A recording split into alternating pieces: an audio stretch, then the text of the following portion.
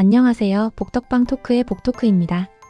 도시형 생활주택과 오피스텔을 같은 기준으로 생각하고 선택했다가 나중에 예상과 다른 결과를 겪는 경우가 생각보다 정말 많은데요. 오늘은 도시형 생활주택과 오피스텔이 겉으로는 비슷해 보여도 왜 다르게 봐야 하는지에 대해 이야기해 보려고 합니다. 부동산 시장에서 도시형 생활주택과 오피스텔은 늘 함께 비교되는 주거 유형입니다. 형태도 비슷하고 실제로 생활하는 방식도 크게 다르지 않아 보이기 때문에 많은 분들이 비슷한 개념으로 받아들이시는 경우가 많은데요.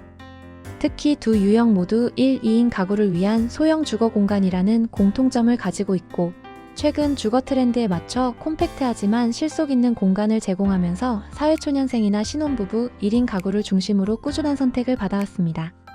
하지만 겉보기와 달리 두 유형은 애초에 출발 기준 자체가 다릅니다.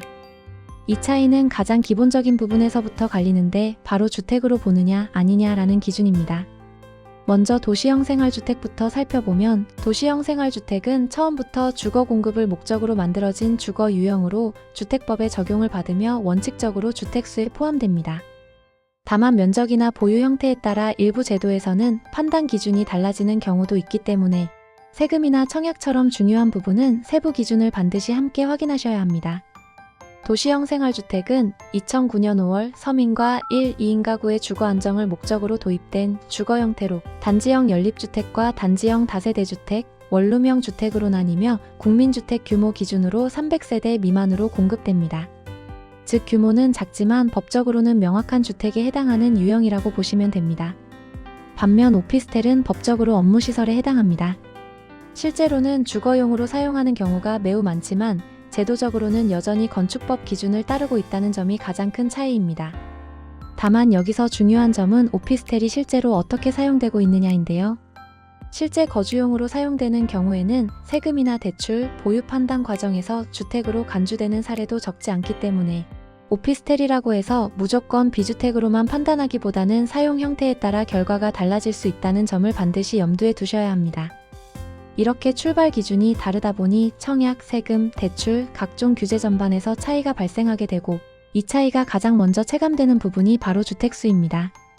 오피스텔은 원칙적으로 주택이 아니기 때문에 주택 공급에 관한 규칙상 주택수 산정에서 제외되며, 이로 인해 무주택 요건이나 청약 가점과 직접적인 연관 없이 접근이 가능하고 다주택자나 법인 수요도 비교적 자유롭게 유입될 수 있습니다. 다만 실제로 거주하면서 주거용으로 사용하는 경우에 세금 판단에서는 주택으로 보기 때문에 결과는 결국 사용 형태에 따라 달라질 수 있습니다.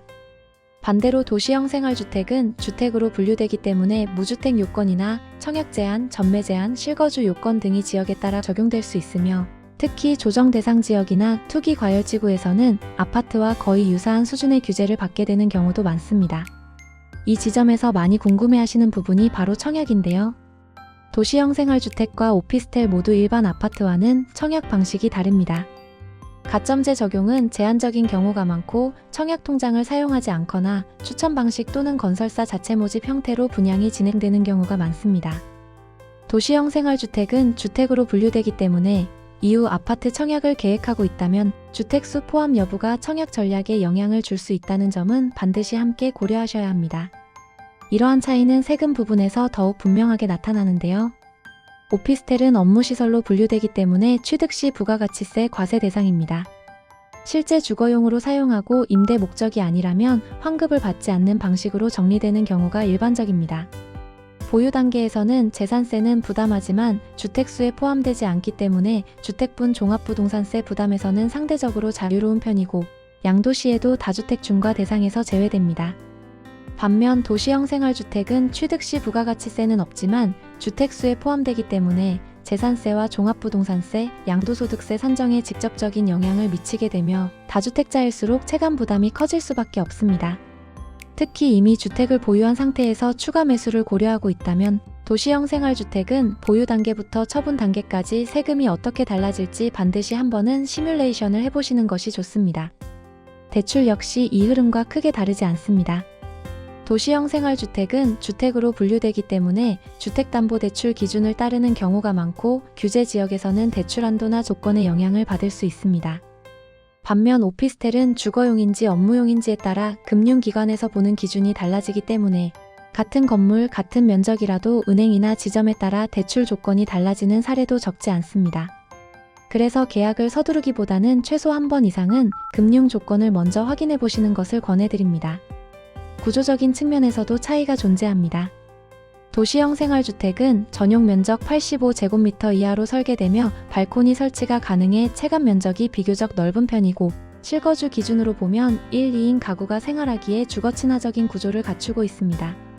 반면 오피스텔은 전용 면적 제한이 없고 복층 설계도 가능해 평면 구성이 훨씬 다양하며 상업시설과 함께 조성되는 경우가 많아 생활 편의성을 중시하는 분들께는 오피스텔이 더 잘 맞는 선택이 되는 경우도 있습니다.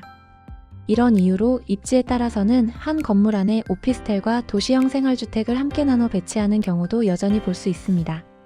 주택수 증가를 피하고 싶은 수요는 오피스텔로, 실거주 안정성을 중시하는 수요는 도시형 생활주택으로 자연스럽게 선택지가 나뉘기 때문입니다. 결국 선택의 기준은 어떻게 사용할 것인가로 돌아옵니다.